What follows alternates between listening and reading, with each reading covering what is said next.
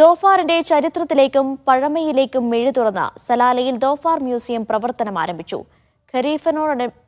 ഖരീഫിനോടനുബന്ധിച്ച നിർമ്മാണം പൂർത്തിയായ museum Dhofar ഗവർണറാണ് ഉദ്ഘാടനം ചെയ്തത്.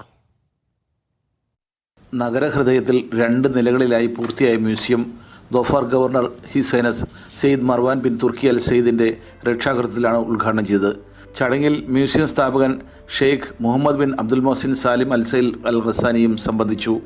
സലാല സെൻറ്ററിൽ അൽസലാം റോഡിന് സമീപമായി ആരംഭിച്ച മ്യൂസിയത്തിൽ 800-ലധികം പുരാവസ്തുക്കൾ പ്രൊഫഷണൽ വിധത്തിൽ രേഖപ്പെടുത്തുകയും ഡോക്യുമെൻ്റ് ചെയ്യുകയും ചെയ്തിട്ടുണ്ട്. ഇങ്ങോട്ടേക്കുള്ള വഴി ഗൂഗിൾ മാപ്പിൽ ദോഫാർ മ്യൂസിയം എന്ന് സെർച്ച് ചെയ്താൽ ലഭ്യമാണ്. 2 നിലകളിലായി 1000 ചതുരശ്ര മീറ്ററിലാണ് മ്യൂസിയം ഉള്ളത്. 14 ഡിപ്പാർട്ട്മെൻറ്റ്സ് ആണ് ഇവിടെ വരുന്നത്. പിന്നെ 4 എൻവയോൺമെൻറ്റൽ ഡിപ്പാർട്ട്മെൻറ്റ്സും പിന്നെ കറൻസി ഉണ്ട്. അല്ലാതെ ഒരുപാട് കാണാനായിട്ട് ഒരുപാട് കാര്യങ്ങൾ ഉണ്ട്.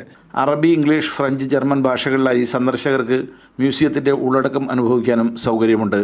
രാവിലെ 9 മുതൽ ഉച്ചയ്ക്ക് 1 വരെയും വൈകിട്ട് 4 മുതൽ 7 വരെയുമാണ് പ്രവർത്തന സമയം. 9 വയസ്സിന് മുകളിലുള്ളവർക്ക് 1 റിയാലാണ് പ്രവേശന നിരക്ക്. ഗ്രൂപ്പുകൾക്ക് പ്രത്യേക നിരക്കളവുണ്ട്. ദോഫാറിൻ്റെ ചരിത്രപരമായിട്ടുള്ള കൾച്ചറിക് ഒരുപാട് കാര്യങ്ങൾ ഇതിൻ്റെ അകത്തുണ്ട്. ദോഫാർ ഗവർണറിലെ സാംസ്കാരിക പാരമ്പര്യ ടൂറിസത്തിന് ഇത് വലിയ സംഭാവനയായിട്ടാണ് വിലയിരുത്തപ്പെടുന്നത്. തീർച്ചയായും ഈ ഖരീഫ് കാലത്ത് കണ്ടിരിക്കേണ്ടുന്ന ഒരു ഇടം കൂടിയാണിത്. നൂറ്റാണ്ടുകൾ പഴക്കമുള്ള ഇൻഡോ ഒമാൻ സൗഹൃദത്തിൻ്റെ ശേഷിപ്പുകളും ചിഹ്നങ്ങളും നമുക്കിവിടെ കാണാനാകും. ക്യാമറ പേഴ്സൺ അർഷദിനൊപ്പം KA സലാഹുദ്ദീൻ, മീഡിയ 1, സലാല.